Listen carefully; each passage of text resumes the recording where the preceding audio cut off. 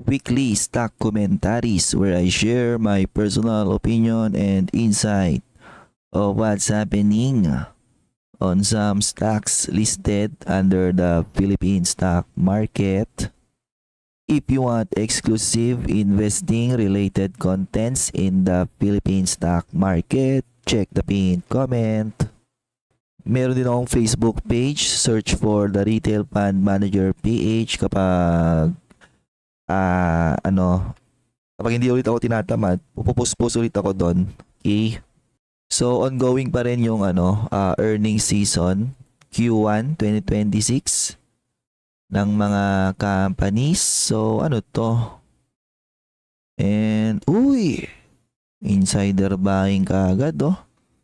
So ongoing yung kanilang earnings season, pero may na pa rin yung PSEI, no? Hirap na siyang umakyat above 6,000. And yung aking portfolio, 4% year to date, underperforming the US market, emerging, Southeast Asia, international world this year. Pero since 2021, in-outperform ko pa rin sila, and di pa tapos yung taon, pwede pa yan humabol, okay? Or yung ibang index dito towards the end of the year mag-decline pa yung mga yan, di ba? Only time will tell. So the first one is VVT, 67 billion capital layout. So ilan ba market cap ngayon ng VVT?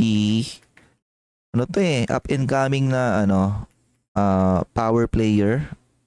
Nasa Luzon, or I should say Visayas, Mindanao ata sila nag-cooperate. So 21 billion in market cap. Q1 niya flattish. So touch siya ng dividend recently, pero kapiranggot lang. So gumagapang siya ngayon, paunti-unti. Na yung mga power player, potentially sila yung maging resilient this year. So Cebu Air, wala to, mayayari to ng Q2. Kasi Q2 dyan yung impact ng high fuel, no? Or Middle East tension, tsaka inflationary pressure. So may pang travel pa kaya mga tao. So Q1 pa lang hindi na maganda. Ano pa yung Q2 nitong mga to? Kaya hindi maganda yung sentiment sa stock. So hindi pa siya nakakabawi sa onslaught ng lockdown dati sa COVID. Dagdagan pa siya ng Middle East tension. So I don't see any good sentiment ngayon sa Cebu Air or anything na magpapaganda yung kanyang sentiment. Announces the formal acceptance of additional engine line modification. Ay, gastos na naman. So malamang utang pa more na naman yan eh. So, PhilInvest Development Corp, hospitality spin-off. Okay. Kasi, pag nakakabit siya sa kanyang residential segment, baka mas baka mas hindi siya pansinin. Gawa nga nang nag-stagnant ngayon yung kanilang residential segment. So, ang spin-off nila yung kanilang hospitality. Separating high-end resort and hospitality arm. Okay, investors are watching to see if this strategy. Wala, no? Property sector. Wala silang sentiment ngayon. Especially kapag may usap-usapan about interest rate hike. So, Pinma Energy, moving independently from its holding parent. Expedite Construction.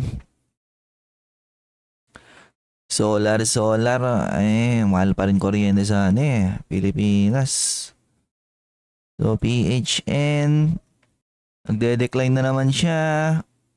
Kapag bumalik siya sa 10 pesos, baka doon siya ulit maging interesting, no? Again, hawak ko to dati. Binibili ko siya dati dito. Then, gumawa siya ng rally. Umutang sila na ngayon, hindi pa nagmamaterialize. Tapos, nag-struggle yung kanilang tawag nito, yung kanilang cement arm, no? So PHN so far is medyo gre-recover na sila Q1. Pero pangit pala yung ano nila, no? 2025. So, declare pa rin ng dividends na flattish. Okay. Ayala Corporation, net zero directive. Na. Ano na, natrap na si Ayala sa mga ganito, no? Mga ESG. Puro siya ESG ngayon, ESG. Tinayo niya si Aizen, tapos yung kanyang AC Mobility, ah mga electric vehicle, ganyan. Sila rin natin yung sa BYD, di ba? Under ng AC Mobility. Wala na, natrap na to ng mga ganyang ESG. So ngayon, doon pa rin yung selling pressure sa kanya. Na ako personally, hindi ako naniniwala dyan sa mga ESG na yan eh. So Q1, nag-decline ng konti. Alternergy, renewable energy play. Advanced runoff river. So, wala ba to? Utang-utang para makapag-build ng asset. Ang tanong, kung saan yung maging utang nila sa paparating na high interest rate environment. So, Macro Asia, catering surge. Hindi ata maganda yung Q1 nito eh. Siyempre, pag affected yung airline, damay na rin to eh. So, Mac, ayan no, nag-collapse yung kanilang Q1. Maganda yung kanilang 2025 pero nag-collapse agad sila ng Q1. Maganda sana to kung to eh. Sell pa to eh. Balik mo siya doon no. Para tumas yung kanyang dividend yield. And of course, mas mayayari pa to I think sa Q2. PXP Energy. Pinipitik na naman to. May naglalaro na naman nata nito eh. So actually, wala naman. So yung pitik niya nung nakaraan, tas may mga sumakay na retails. So jump muna kayo. Tulog muna kayo dyan. So AGI, strategic buyback black. Wala pa ako nakitang aggressive na gumawa ng share buyback sa Pilipinas, no. Nag-initiate sila ng share buyback pero yung normal share buyback nila, i-burn nila yan ng sobrang daming taon. Yung iba naman gagawa ng share buyback tapos at some point bebenta lang ulit nila yung kanilang treasury shares. So what's the point? Or yung iba naman share buyback tapos maya-maya issue na naman ng share, di ba? So, hindi attractive yung or wala pa akong nakitang attractive na share buyback play sa Pilipinas. So, AGI, nag-report na ba to? Q1, ayun no, nag-decline. Pati yung revenue nila wala na, sell. So, AEV, Command Transition formally initialize its long-term leadership succession, blah blah blah. Blah blah blah. So naman no, nothing significant. Again, ang monitor dito si Union Bank. Kumada yung takbo ni Union Bank across or all throughout 2026. I think attractive yung AEV for 2027. Shakey's Pizza. Footprint reshuffling kasi to nag-report to recently ng plunge in Q1 profit. Silang dalawa ni JFC. So of course, gumagawa ngayon sila ng adjustment. I'm not sure anong adjustment gagawin nila. So revenues are growing pero wala na silang margins ko-compress. So sabi nila, structural pivot daw, slowing traditional dine-in kasi magastos yung expenses sa mga ganyan. To focus on heavily on high margin digital on delivery hubs located outside. Parang yung playbook ni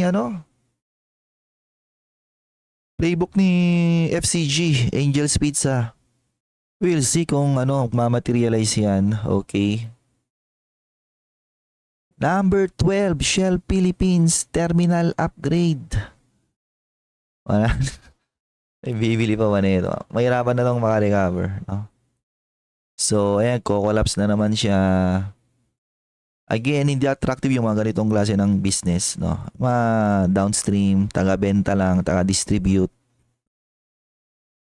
So, okay yung Q1 niya, pero I think still not enough yan para, buhatin yung sentiment sa stock price na ito. And I think, malaki pa rin yung niyan, no? Utang yan. So, Manila Mining, Asset Management, wala to, mga speculative, ata to. Speculative stocks. Ayan, sige, sumakay kayo. So, PX, ayun, no, Silangan Project. Kailan matatapos to? So, yung PX, gumagalaw yung stock price nito ngayon because of Silangan Project. Yung speculation dyan, no? So, etong run up niya na to, driven by speculation yan. Na ako, madami na ako nakitang ganyang run up, no? So, Q1 nila negative. Isisell to pag pag natapos na yung silangan and nag-start na siya mag-generate ng profit, and then nakita ng mga analyst na yung na-generate niya na profit is not enough para i-justify yung kanyang stock price, doon ba siya mas isi-sell down? So, ang target nito I think this year na pero timeline, declaring initial trial operations remain strictly on track. So, pag mga ganyan na walang date talaga. Mukhang pa yan. Mukhang baka next year pa yan And lastly, the 5,900 index pivot na nakita nyo kanina. Wala, nahirap na siyang umakyat. Okay. Yan na yung bago niyang support. Large institutional portfolios are driving the ship by executing quick profit taking. Wala kang ma-profit taking Si ICT lang ata yung umakyat Ayan Yan lang yung pwede mo i-profit taking. The rest, wala na, pabagsak na yung madaming blue chips